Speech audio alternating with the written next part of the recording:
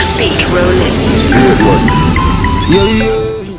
Hi everyone, it's another Toothy Tuesday, and this week we're going to be discussing something that most of us are pretty familiar with and may have done at a point in our childhood, which is thumb sucking. Thumb sucking is a habit that is very common amongst babies, toddlers, and some older kids sometimes. Why and how does this happen? Babies usually have a very strong natural sucking reflex, which is why soon after they are born, they are able to latch on and breastfeed so effortlessly. So it's this same sucking reflex that is applied in the area of thumb sucking. In the absence of the breast, they try to soothe themselves or comfort themselves by putting either their two fingers or their thumbs in their mouth to suck. Some kids suck their thumb when they are hungry, some when they are anxious or nervous, or they find themselves in a different setting which is not what they are quite used to. Some also when they are bored. There are different reasons why kids or babies would suck their thumb.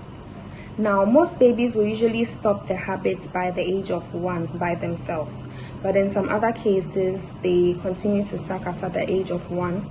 Some go up till the age of 2, some to 3, some to 4. If a baby, your child, is sucking their thumb from birth to about the age of 4, it's pretty normal and there isn't much to be worried about. But you should make sure that the habit has stopped by the age of 4.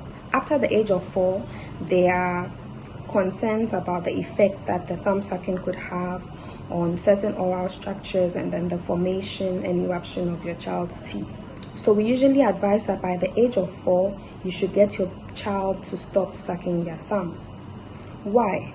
Because your child will start erupting their second set of teeth, which is the adult teeth, by the age of 6. As we all know, we have 2 sets of teeth. The primary teeth or the deciduous teeth, which is the first set of teeth that they would start to erupt into the mouth from like 6 months, and then those teeth start falling out one by one, and then the second set of teeth also come in. So the second set of teeth starts erupting into the mouth usually by the age of 6, by which time you don't want any of the negative effects of thumb sucking to be present in your child's mouth. What are some of these effects? When your child sucks their thumb, they push on the roof of their mouth, which is called the palate, and this causes a narrowing of the palate. So you find that the palate becomes narrow and there isn't space for the teeth to erupt. So the teeth will now be growing in awkward positions because they are all fighting to fit in that small space.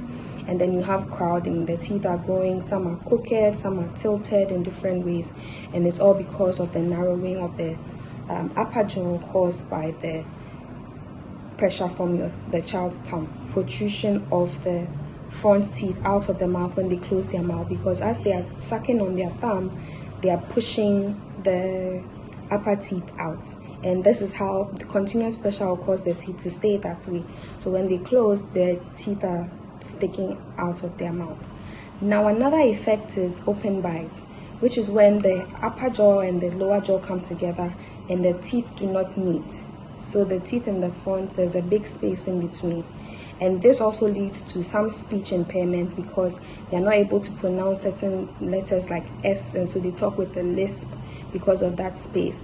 That also leads to another habit, which is tongue thrusting, where they stick their tongue out of that hole, and it's not a pleasant thing to see kids do. Some other extra oral effects are calluses on the thumb, also infections of the thumb and of the nail because of the constant wetness of the thumb. So how do we stop our little ones from this habit of thumb sucking?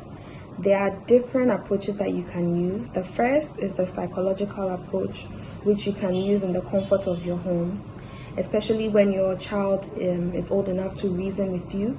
You explain to your child why it is not good to suck your thumb. You can show them some pictures of the effects that thumb sucking would have on them. Let them know that if their teeth are shaped in funny ways, that their friends would laugh at them at school and all of that, and explain to them that it's not a good thing. And most of the time this works and the child will stop because they do not want to have their teeth looking that way.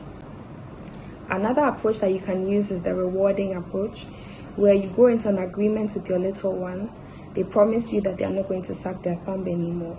So you monitor them, and if for a whole week they haven't sucked their thumb, you reward them. And usually this works a lot for kids because they want to please their parents, they want to make their parents happy, and also they are happy that they're going to get rewarded for doing such a big thing as going a whole week without sucking their thumb. What you shouldn't do is to frighten your child, beat your child, scare them about thumb sucking, because they would hide and not do it in your presence. So it's better you let them understand why it's not good to suck your thumb. If your little one, however, is not old enough to reason with you and understand or have a discussion with you about thumb sucking, you can also monitor them and try and study when and where they usually suck their thumbs and under which conditions that they usually suck their thumbs. Some kids, when it's too cold, they suck their thumb because they're not comfortable. Some kids when they're hungry. Some kids when they're in a different environment. So when you study these different conditions that make them suck their thumb, then you can try and take these conditions away. If all of these approaches fail, you can now bring them to us at the dental clinic, and we have different appliances that we use to stop the habits. These appliances usually have some form of obstruction, and they are fitted into the child's mouth. So when they try to suck, there's an obstruction, and so they try it once, twice, 3 times, and there's an obstruction. They tend to forget about it, and with time the habit stops. Some of these appliances are also able to reverse the detrimental effects that the thumb sucking could have already started.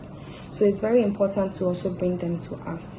And in cases where the damage has already been done, we can put your child in braces to reverse the effects that we talked about, like the open bites, overbites, and all of that. It can be reversed. But as the saying goes, prevention is better than cure. So please stop your child from sucking their thumb now, so you don't have to pay too much money to put them in braces later. Please feel free to ask any questions that you may have in the comment section, and share this video with any parents that you know. Thank you, and see you next week. Bye.